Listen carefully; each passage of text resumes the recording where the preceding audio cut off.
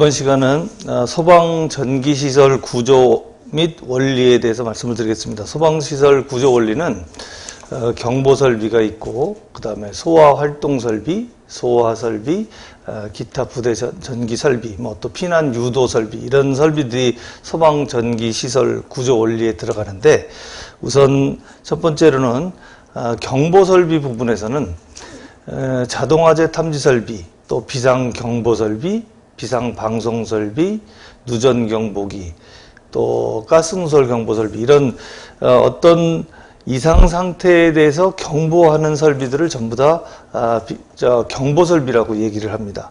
그래서 우선 제일 많은 비중을 차지하는 것이 자동화재 탐지설비라고 하는 것이 이 소방설비에는 가장 많은 비중을 차지합니다. 어떻게 보면 한 반 정도의 비중을, 50% 정도의 비중을 차지하는 것이 자동화재 탐지설비 부분입니다. 이 안에 수신기, 중계기, 감지기, 또 그 다음에 경종, 발신기, 이런 설비들이 여기에 다 포함이 되어 있어서 이 설비에 대해서 자세히 공부하면 한 50% 정도의 그 소방시설을 공부했다고 할 수 있을 정도가 됩니다. 우선은 자동화재 탐지설비 부분을 보게 되는데, 자동화재 탐지설비는 우선 설치 대상 먼저 보게 됩니다. 그러니까 어떤 설비든지 간에 이 건축물에 이 설비를 해야 되느냐 말아야 되느냐 하는 것이 이제 설치 대상 부분인데, 우선 자동화재 탐지 설비는 기본이 600제곱미터를 기본으로 합니다. 그래서 어떤 건축물의 연면적이 600제곱미터 이상이면은 자동화재 탐지 설비를 해야 된다. 그래서 이 설치 대상 부분에서 두 가지입니다. 하나는 설치 대상 부분에서 두 가지를 고려해야 되는데, 하나는 연면적이고 또 하나는 이 건축물의 용도예요. 그래서 여러분들 교재에 보시면 우선은 제일 기본이 600제곱미터를 기준으로 하고, 600제곱미터를 기준으로 해서 이 면적이 이 이상 넘어가면 자동화재 탐지 설비를 해야 된다. 또 용도가 근린생활시설일 경우에는 일반 건축물에 대해서 근린생활, 상가 이런 것들 말하는 거죠.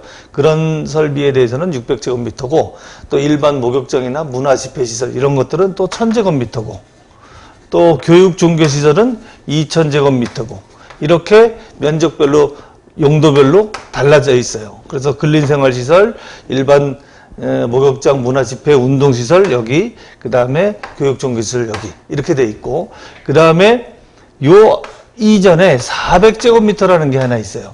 요거는 노유자 시설이에요. 노유자 시설.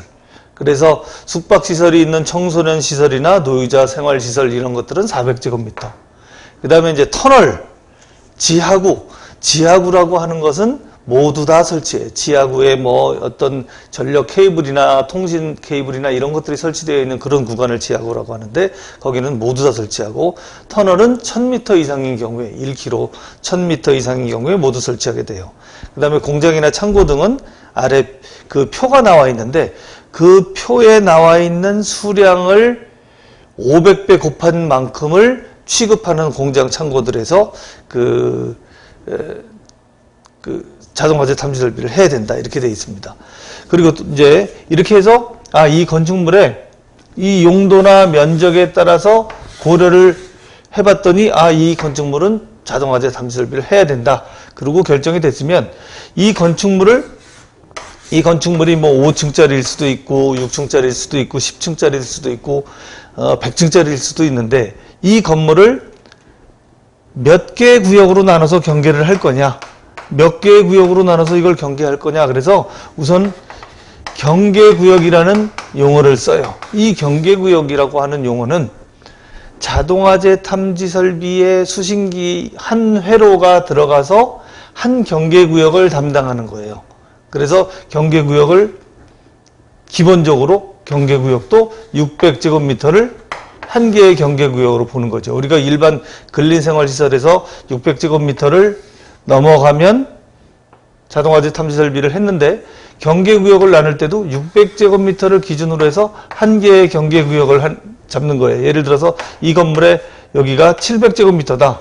그러면 얘를 한 개의 경계구역으로 하는 것이 아니라 700에 뭐 반을 나누든 어떻게 나누든 600제곱미터 이하로 나눠가지고 두 개의 경계구역으로 잡는다. 해서 경계구역 설정 기준이 나와 있습니다. 우선은 경계구역은 두 개의 건축물을 하나의 경계구역으로 잡지 마라. 또 두 개 층 이상을 하나로 하나의 경계구역을 잡지 마라. 그리고 600제곱미터 이하로 하고 길이는 50m를 기준으로 한다. 내부 전체가 보이는 것에 대해서는 1000제곱미터로 하긴 하는데 50m 범위 내에서 1000제곱미터 이하로 할 수 있고, 지하구는 모두 다 설치하긴 하는데 자동화재 탐지 설비를 경계구역을 잡을 때는 700m 이하를 하나의 경계구역으로 잡는다.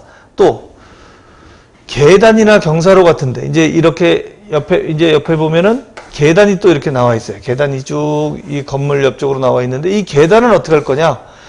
이 수평으로 따져서 면적을 따질 때는 600제곱미터를 하나의 경계구역으로 잡는데 이 계단은 하나의 경계구역을 높이로 따져요. 그래서 하나의 높이가 45m 이하로 45m 이하를 하나의 경계구역으로 잡는다.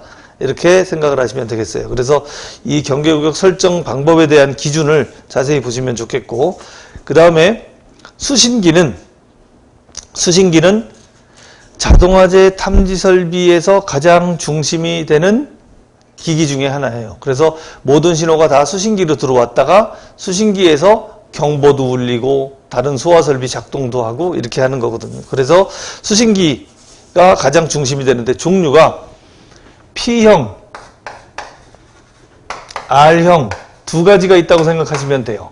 여기에 이제 뭐 M형도 있고 또 GP형, GR형 이렇게 있는데 우선은 기본이 P형하고 R형이에요. P형은 일반 아날로그식의 일반 스위치 타입의 릴레이 스위치 타입의 그런 수신기라고 보면, R형은 디지털 방식의 CPU가 들어가 있고 디지털 방식으로 통신을 하면서 동작하는 그런 수신기를 R형 수신기라고 합니다. 그래서 수신기의 종류가 P형, R형이 있고 여기에 소방서하고 직결 연결을 할 수 있는 M형 수신기도 있어요.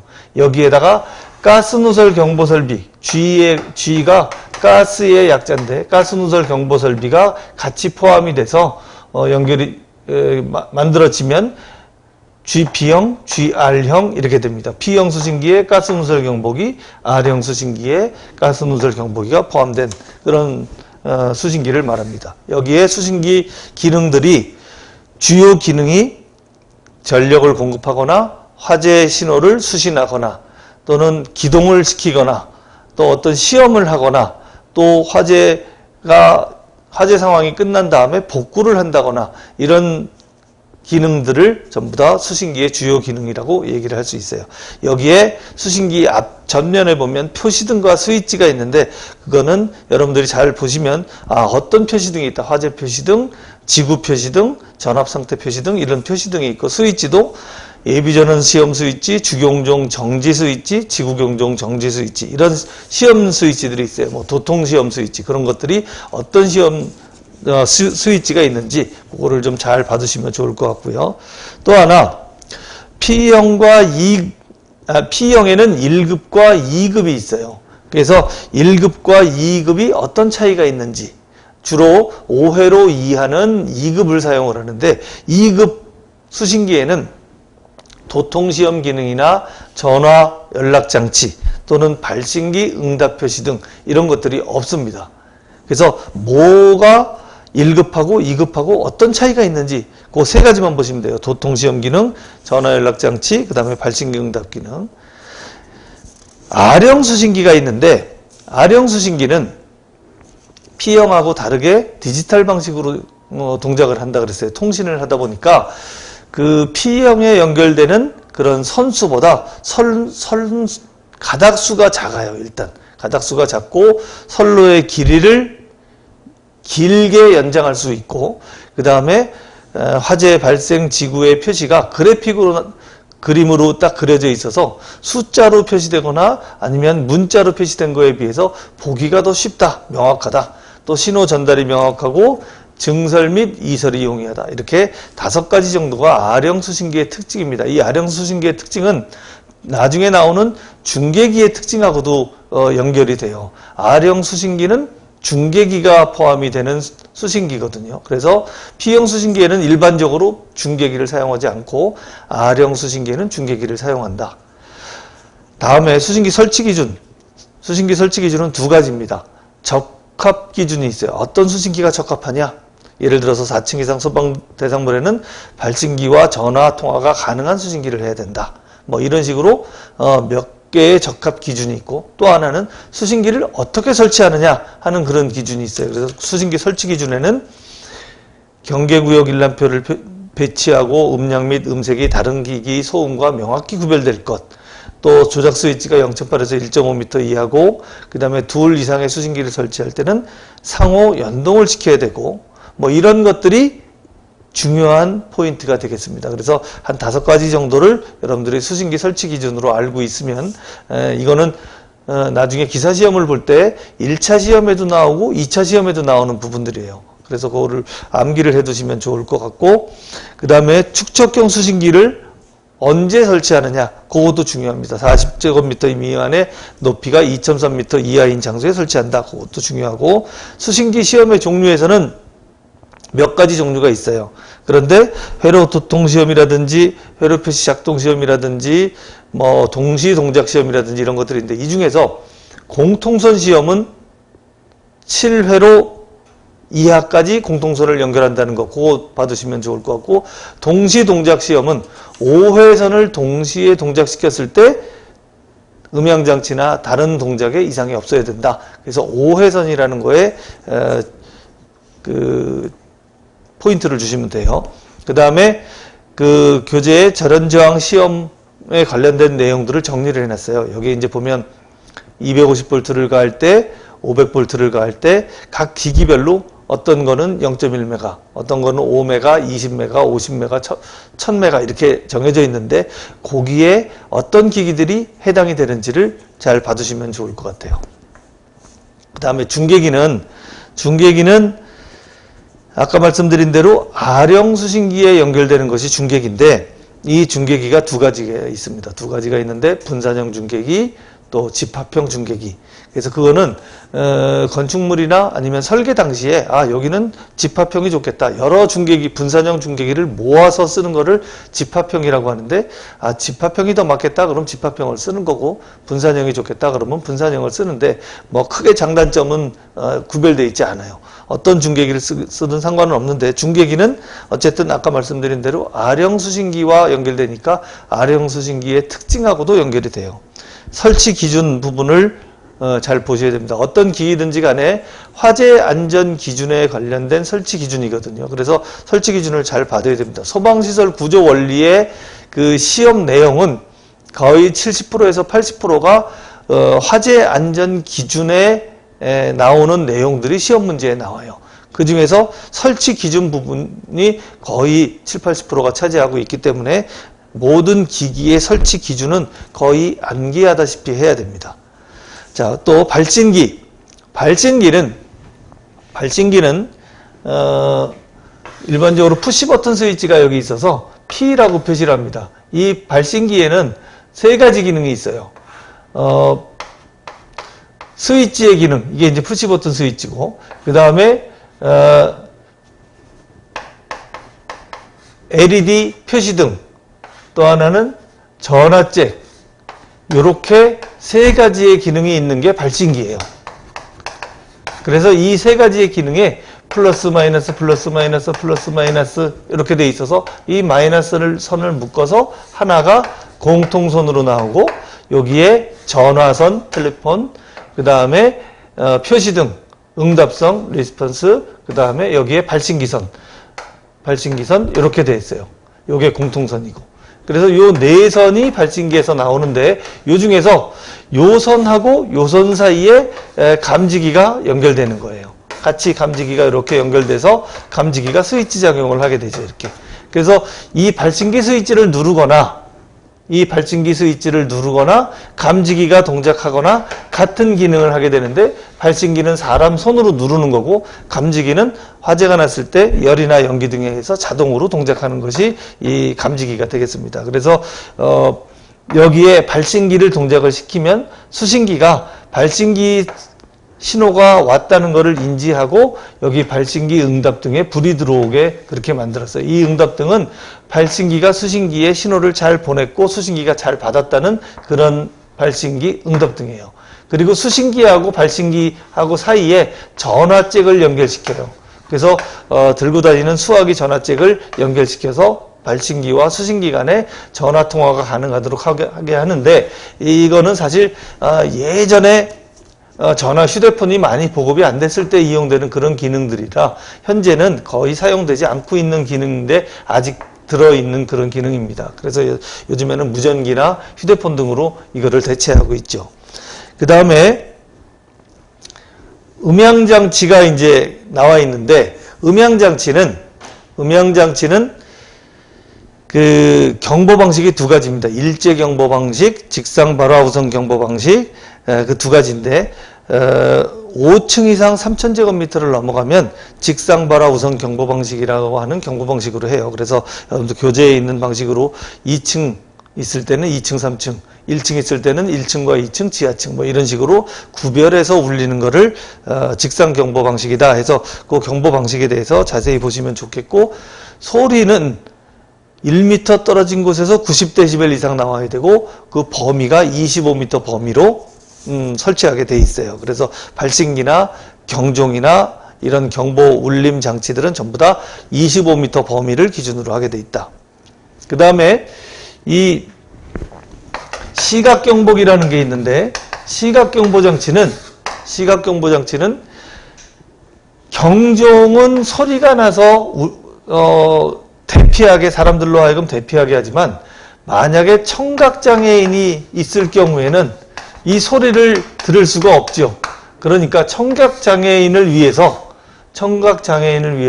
이 경종하고 같이 연결시켜 있는 그 스트로보 형태의 그 번쩍번쩍번쩍하는 그런 시각경보 장치를 만들어 놓는 거예요. 그래서 소리 안 들리는 사람은 이 번쩍번쩍하는 그 스트로보 형태의 후레쉬 불빛을 보고 대피할 수 있도록 그렇게 만들어진 것이 시각경보 장치입니다. 얘는 2에서 2.5m 설치하게 그렇게 돼 있어요. 그 다음에 자동화재 탐지 설비 전원 및 배선이 있는데, 전원 및 배선은 교류전압 옥내 간선으로 하고 배선은 전용으로 한다 그렇게 돼 있고, 예비전원은 자동화재 탐지 설비의 예비전원은 그 니켈 카드뮴 전지가 들어가 있는데 60분 감시 후 10분 이상 유효하게 경보를 발생시킬 수 있는 그런 축전지 설비나 전기 저장 장치가 들어 있어야 된다 이렇게 돼 있어요. 그래서 여러분들 교재에 보시면 그 축전지 용량에 따라서 그 설비들이 또 달라요. 10분 이상, 20분 이상, 30분 이상, 40분 이상, 60분 이상 이렇게 정해져 있으니까 그것도 한번 보시면 좋을 것 같고, 그 다음에 배선 기준에서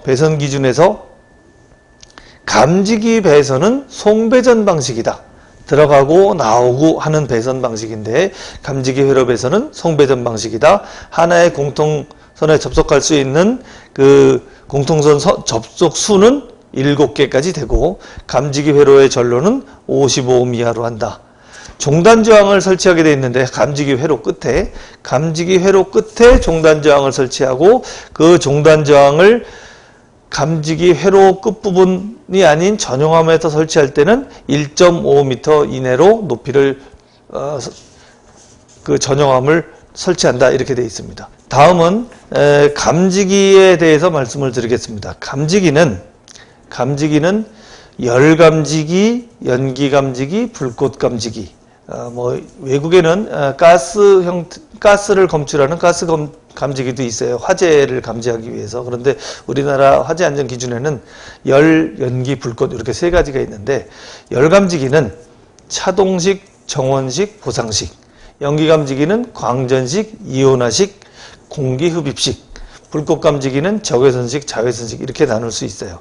우선 첫 번째로 감지기 설치에 대해서는 감지기 설치에 대해서는 4m 미만은 기존에 나와 있는 모든 감지기를 다 설치가 될 수 있어요. 이 4m 미만이라는 것은 바닥서부터 천장까지의 높이예요.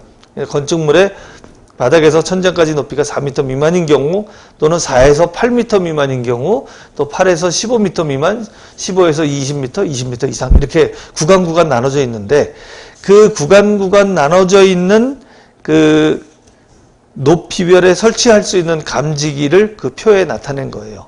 그래서 4m 미만은 전체적으로 나와 있는 감지기 다 설치해도 되고, 그 다음에 시험 문제에 자주 나오는 거는 뭐냐면, 요 중에서 15m 미만 또는 20m 미만에 설치할 수 있는 감지기를 몇 가지 고르시오. 이렇게 나옵니다. 그렇게 되면 우선은 15m 미만을 보면 차동식 분포형, 이온화식 1종, 2종, 광전식 1종, 2종, 연기복합형, 불꽃감지기 이렇게 되어 있는데, 여기에 보면 열감지기가 해당이 안 돼요. 그러니까 높이가 8m 이상이 되면 열감지기가 쓰여지지 않고 8m 미만인 경우에 차동식, 정원식, 보상식 이런 열감지기가 설치가 됩니다. 그래서 여러분들이 볼 때는 8m 미만 또는 8m 이상 15m 미만이나 20m 미만의 감지기를 몇 가지 쓰시오 그러면 연기감지기를 중심으로 해서 쓰면 돼요. 여기에서 15m 미만에 딱 한 가지 열감지기 들어가는 거는 차동식 분포형이라고 하는 게 들어가는데, 이게 스포트형이 아니라 분포형이에요. 그래서 분포형 감지기는 15m 미만에 쓸 수 있는 열감지기 하나는 분포형 감지기만 들어가 있다. 나머지 이온화식 1종, 2종, 광전식 1종, 2종, 연기복합, 불꽃감지기 요것만 외워두시면 시험 보는 데는 문제가 없어요. 그러니까 요 표가 시험 문제에 나오는데 15m 미만에 대한 것만 암기를 해두시면 될 것 같다 하는 말씀을 드리고, 그 다음에 면적별로 열감지인 경우에 요 표를 보시고 하면 되는데, 요 표가 화재 안전 기준에 나와 있는 표예요. 그래서 4m 미만인 경우에 열감지기가 쓰여지게 되는데, 여기도 8m 미만의 열감지기가 쓰여지니까 4m 미만인 경우에 첫 번째를 보면 차동식 스포트형 1종은 내화 구조인 경우에 90제곱미터, 기타 구조인 경우에 50제곱미터마다 하나 이상씩 설치한다. 정원식 스포트형은 내화 구조인 경우에 70제곱미터마다 연면적을 말하는 거예요. 면적 70제곱미터마다 하나 이상씩, 그 다음에 기타 구조는 40제곱미터마다 하나 이상씩 설치한다. 이렇게 표를 보시면 되겠습니다. 그래서 이 표도 나중에 시험 보러 가실 때는 이 표 하나 정도는 외우고 가셔야 돼요. 가운데 그 숫자 부분만. 자, 우선 열감지기 중에서 차동식 스포트형 감지기. 차동식 스포트형 감지기는 우선은 차동식에 관한 내용을 좀 말씀을 드리면, 차동식은 정원식과 구별을 하게 되는데, 차동식, 정원식 이렇게 두 개를 구분하는데, 정원식은 일정 온도를 검출하는 거예요. 우리가 보통 처음에 생각할 때 감지기가 한 80도 되면 80도씨 되면 동작해라, 아니면 70도씨 되면 동작해라, 아니면 100도씨 되면 동작해라. 그 감지기에 전달되는 온도가 몇 도가 되면 동작해라 하는 것이 정원식이에요. 그런데 차동식은 감지기에 전달되는 온도가 몇 도가 되든지 그건 상관없고, 현재 온도보다 얼마나 빨리 온도가 올라갔느냐, 온도 상승률을 검출하는 거예요. 온도 상승률을 감지하는 것이 차동식 스포트형의 기능이다. 그래서 차동식 스포트형을 정원식과 비교해서 설명을 하라 그러면 키워드가 일정 온도를 검출한다, 아니면 온도 상승률을 감지한다, 검출한다. 요 차이가 차동식과 정원식의 그 차이점의 키워드예요. 여기 하나 더 붙이면 완만한 온도 상승에서는, 완만한 온도 상승에 대해서는 동작 안 한다, 완만한 온도 상승에는 동작 안 한다 하는 것이 키워드로 같이 들어가 있는 거예요. 그래서 그거를 차동식과 정원식을 합쳐서 보는 거고, 우선 차동식의 종류가 공기식 감지기, 공기 팽창식, 그 다음에 열 기전력식, 그 다음에 반도체식, 요렇게 구분이 되어 있어요. 그래서 요 스포트형 그러면은 일국소, 아까 말한 분포형 그러면